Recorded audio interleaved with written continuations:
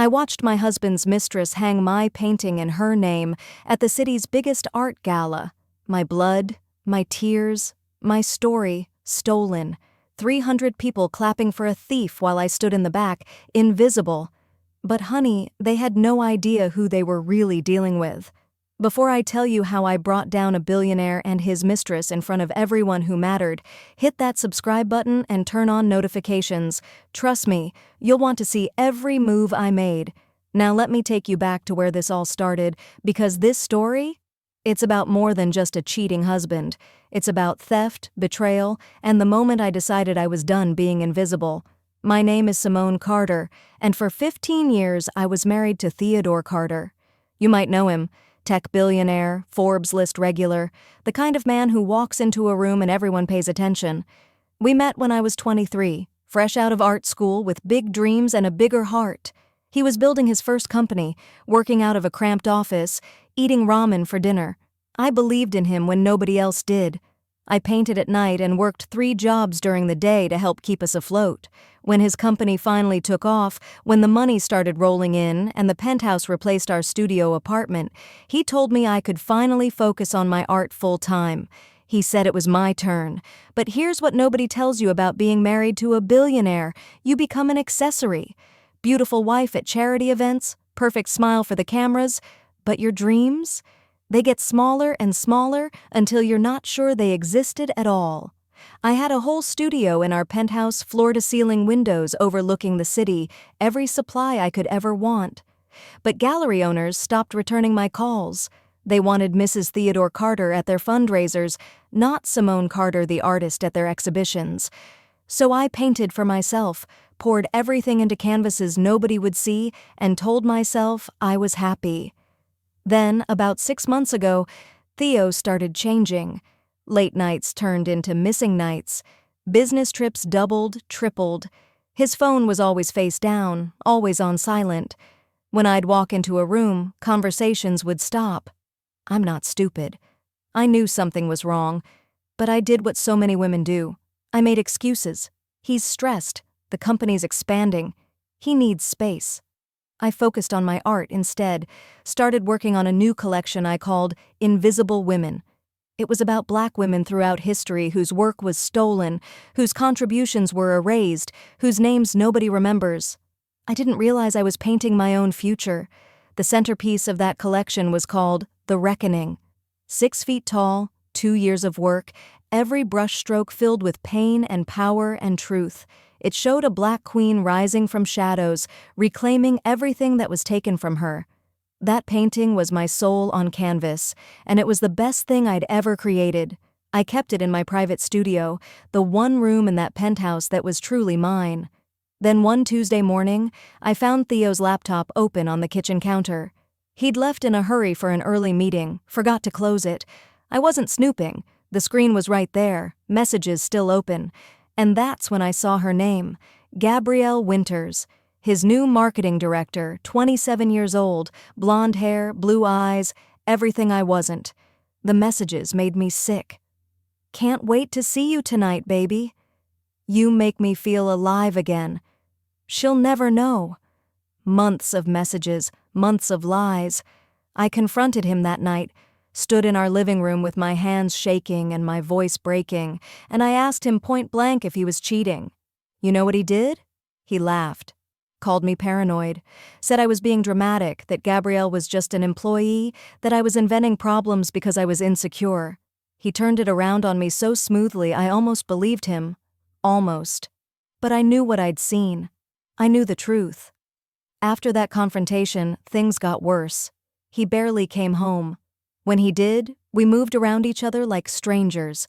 I threw myself into my painting, spent 18-hour days in my studio, because creating was the only thing that made sense anymore. And then one morning, I walked into my studio, and The Reckoning was gone, just gone. 2 years of my life, my masterpiece, vanished. I tore that studio apart looking for it. I searched the entire penthouse, nothing. When I asked Theo about it, he barely looked up from his phone, said he hadn't seen it, suggested maybe I'd moved it and forgotten, gaslighting me again, making me question my own memory.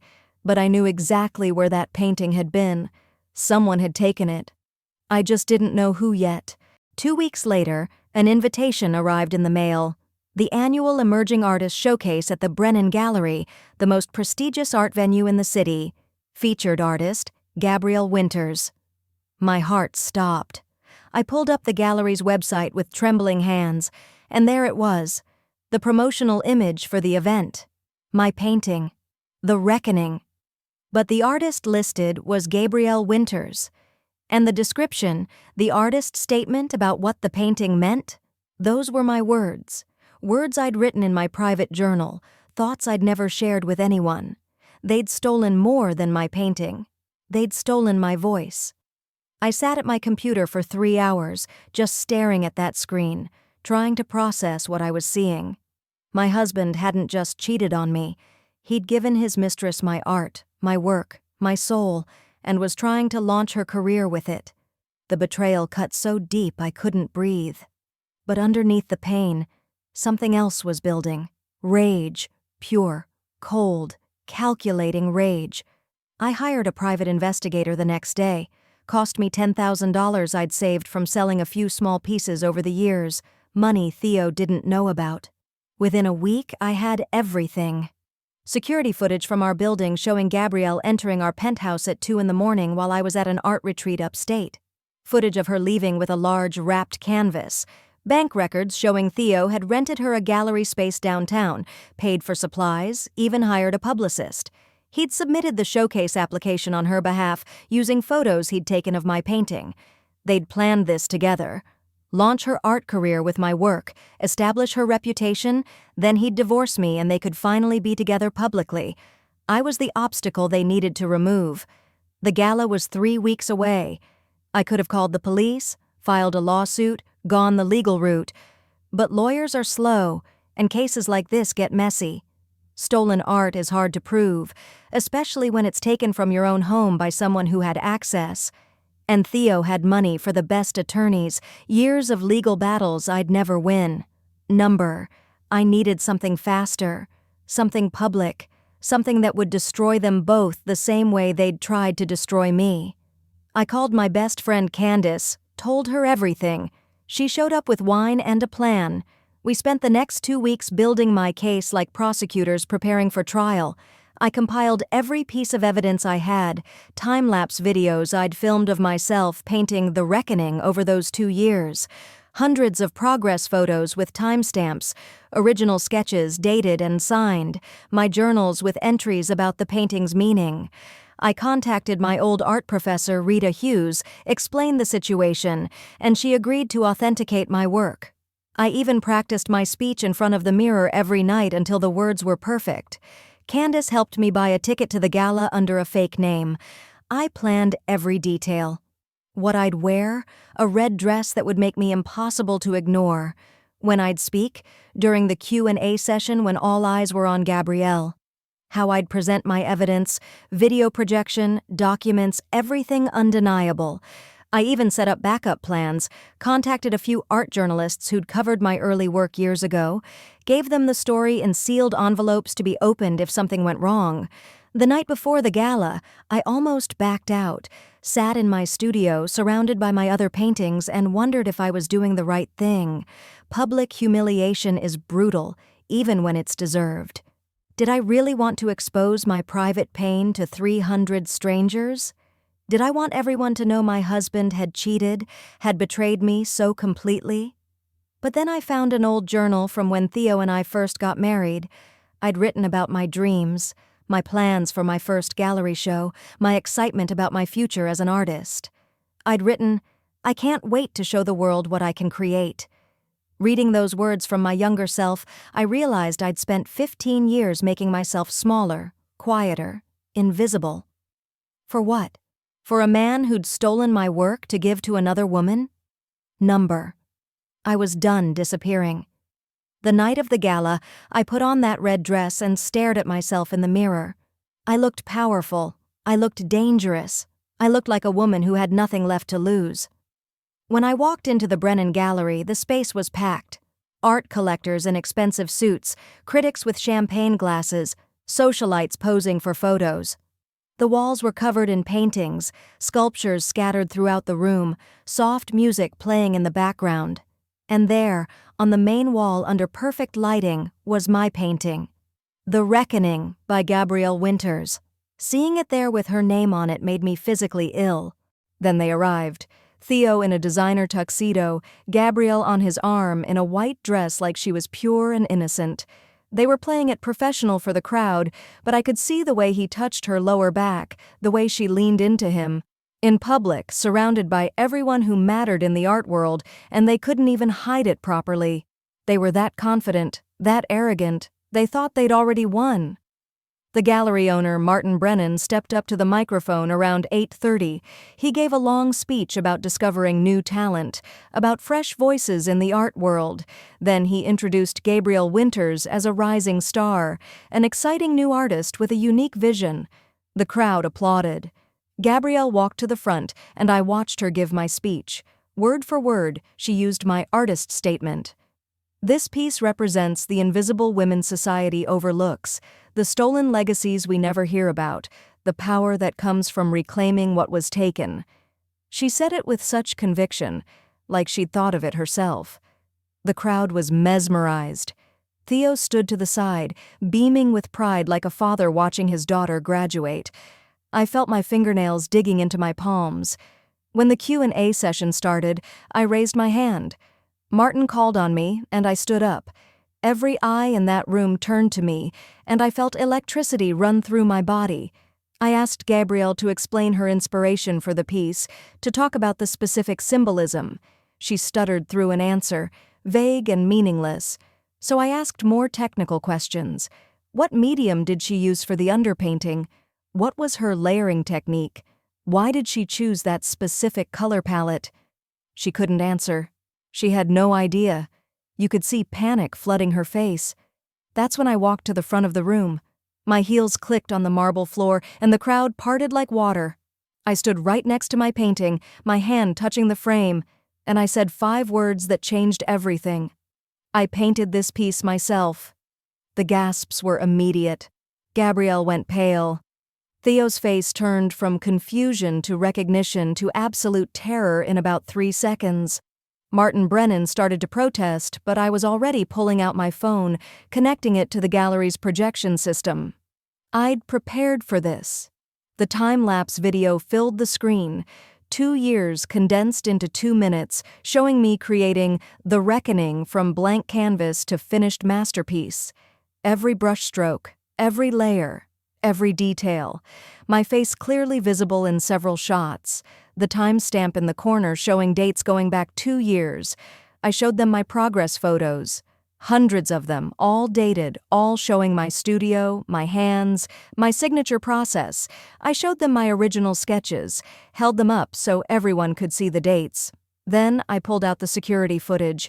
The screen showed Gabrielle entering my building at 2:14 in the morning, using an access code, going up to my floor. Showed her leaving 40 minutes later with a large wrapped canvas. The date was clear. 3 weeks ago. Then I showed them the bank records. Theo's transactions paying for Gabrielle's gallery space, supplies, publicist, his name on the showcase application. I read their text messages out loud, my voice steady and cold. Once you're famous, we can finally be together publicly. This painting is perfect. It'll make you an overnight success. She'll never know. The silence in that room was deafening. 300 people holding their breath, watching the ugliest truth unfold in real time.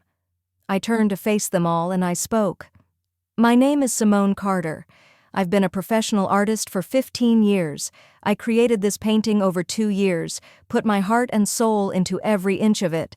It was stolen from my private studio by this woman, with the help of my husband, who gave her access to my home, my work, and my words. They didn't just steal my painting. They tried to steal my voice, my story, my legacy. They tried to make me invisible. Professor Rita Hughes stood up from the crowd. She walked to the front, examined the painting, examined my documentation, and announced to everyone present that she could authenticate this as my work. Several art critics in the audience who'd seen my earlier pieces years ago came forward, confirmed my style, my signature techniques. The evidence was overwhelming and undeniable. Gabrielle tried to run, actually turned and headed for the door, but gallery security stopped her. Theo tried to control the narrative, started talking about misunderstandings and complications, but I shut him down with one look. Martin Brennan was furious, humiliated that his prestigious gallery had been used for art theft. He called the police right there, demanded they come immediately to file a report. The crowd turned on them, not with violence, but with something worse: disgust. Whispers filled the room. Phones came out, recording everything. By the time the police arrived 20 minutes later, the story was already going viral. Billionaire helps mistress steal wife's art. That was the headline. By morning, it would be everywhere. I filed my police report, reclaimed my painting, had it taken down right there with Martin's full support. He apologized to me profusely, said if I ever wanted to show at his gallery legitimately, the space was mine. Other gallery owners approached me before I even left, asking about my work, my collection, my availability. The art world moves fast when there's talent and scandal combined. I filed for divorce the next morning, took Theo for everything I was legally entitled to, half of everything we'd built together, everything I'd supported him in creating. His company's board saw the news, saw how he'd misused company resources to fund an affair. His reputation was destroyed. Business partners dropped him, investors pulled out. The man who'd had everything lost most of it within 6 months. Gabrielle? Her name became synonymous with art fraud before she'd even had a real career. Nobody in the industry would touch her. The life she'd tried to steal from me disappeared before she ever really had it. 6 months after that gala, I had my first real solo exhibition, not as Theodore Carter's wife, as Simone Carter, artist. Every piece from my Invisible Women collection, including The Reckoning, which I renamed The Reckoning, a stolen legacy reclaimed. The show sold out. Critics called me visionary, powerful, essential. I'd spent 15 years being invisible, and in one night I'd made myself unforgettable. Standing in my own gallery, surrounded by my work, with my name on the walls and my voice being heard, I finally understood something. They could steal my painting, but they could never steal my talent. They could betray me, but they couldn't break me. They could try to erase me, but I would always find a way to be seen. Because here's what I learned through all of this: the world tries to make women invisible every single day, especially Black women. Our work gets stolen, our contributions get erased, our voices get silenced, but the moment we decide we're done disappearing, the moment we stand up and reclaim what's ours, that's when we become unstoppable. That's when we become legendary. So that's how I took down a billionaire and his mistress with nothing but the truth and a room full of witnesses. If this story moved you, hit that like button and share it with someone who needs to hear it. Drop a comment telling me what you would have done in my situation. And remember, they can steal your work, but they can never steal your talent. Never let anyone make you invisible. I'm Simone, and I'll see you in the next one. Stay strong, stay visible.